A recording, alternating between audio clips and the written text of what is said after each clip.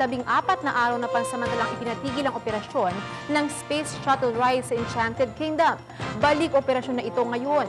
Kahapon kasabay ng araw ng Pasko kung saan karamihan sa ating mga kababayan ay ginugol ang oras kasama ang buong mag-anak sa mga amusement parks. Formal na binuksan muli ito ng pamunuan ng EK. Ito ang Express Balita ni Jinky Baticados.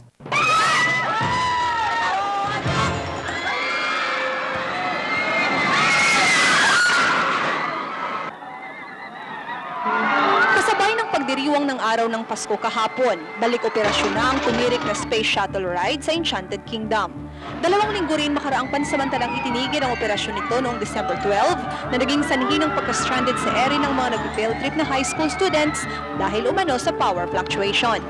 Ayon sa pamunuan ng AK, hindi maiiwasan ang ganitong mga minsanang insidente na maaaring mangyari sa kahit saang mga amusement parks. Wala naman talagang ibang nakitang diferensya, kundi talagang it was a freak incident that can happen in all kinds of parks. Even in Disneyland, meron tayong mga sagabal o abalang ganyan. So after na certify na wala ng problema, inimbitahan din namin na City Engineer's Office para obserbahan at nung nakita nilang wala ng problema, bali binuksan na namin yung ride. Magkagayon man, siniguro ng Enchanted Kingdom na napakaliit na posibilidad na maulit muli ang nangyaring insidente. Katunayan ay mismo ang mga technicians at engineers galing Netherlands na siyang nag-design sa AK ang siyang nagsagawa ng inspeksyon upang maiwasan ang anumang diferensya at masigurong kaligtasan ng mga sumasakay dito. It's always been safe because the train is always a triple safety measure. So everything what can go wrong is secured. So everything is made double or triple safety in this ride. Tila hindi iniinda ng mga pumupunta doon, lalo na ang mga kabataan ang nakalululang ride na ito. At dahil likas sa mga Pinoy ang kuryosidad, naroon man ang kaunting takot at pagkabahala, mas nanaig ang kagustuhan ng mga itong sumakay muli sa Space Shuttle. Nakakatakot. First time mo gusto naman? First time? Opo. Sa Volta nga? Ay, ikaw, anong feeling mo? Nagsumakay ka? Pumikit na lang ako. Pero enjoy.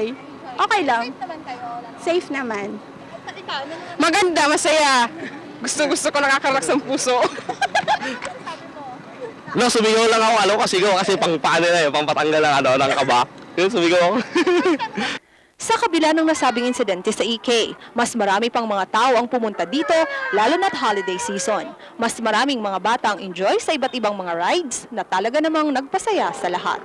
After a thorough check of the Space Shuttle by our own people, by the representative of the manufacturers from Holland, and by the city government of Santa Rosa, we are now able to operate the ride again for the full enjoyment of the public.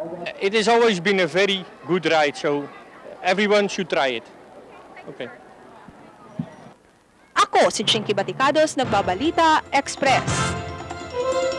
At yan po mga balitang nakalat ng IBC News and Public Affairs. Sa ngalan po ni Precious Hipolito Castelo, ako po si Ida Reyes. Sa ngalan ni Ali Atienza, ako naman si Toh Prada, at ito ang IBC Express Balita. Magandang gabi.